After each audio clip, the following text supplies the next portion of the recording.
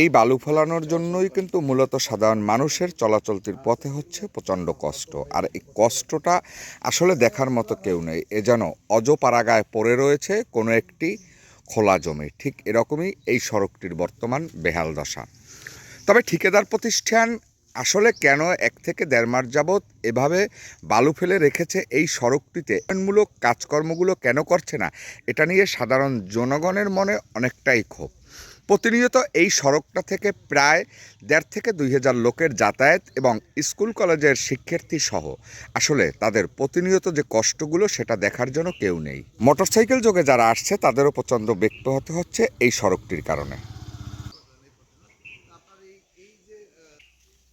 সড়কের এই দশা কতদিন যাবৎ? প্রায় মাস। প্রায় মাস। আসলে কেন এবং কি জন্য 1 মাস যাবৎ এই কাজটি ফেলে রেখেছে ঠিকাদার প্রতিষ্ঠান বা যে ঠিকাদার প্রতিষ্ঠানের দায়িত্বে যারা রয়েছে, এ সম্পর্কে আপনারা কিছু জানেন কি? আমরা পাই না, বিল পাই না, বিল না পাইলে কাজ করবো কেমনে? প্রতিদিন এই সড়কটি থেকে কত লোকের যাতায়াত? হ্যাঁ, অনেক। কত হবে অনুমান একটু যদি বলতেন? অনুমান 2000। 2000। আপনার কি নাম?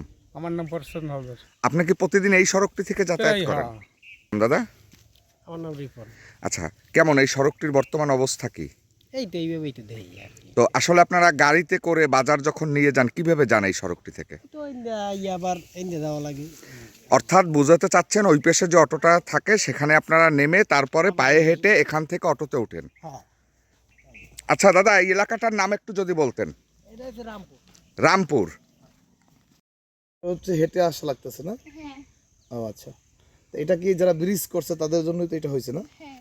আপনার রাস্তাটা প্রতিদিন এই সড়কটা থেকে কত লোকের যাতায়াত? অনেক, মানে অনেকেই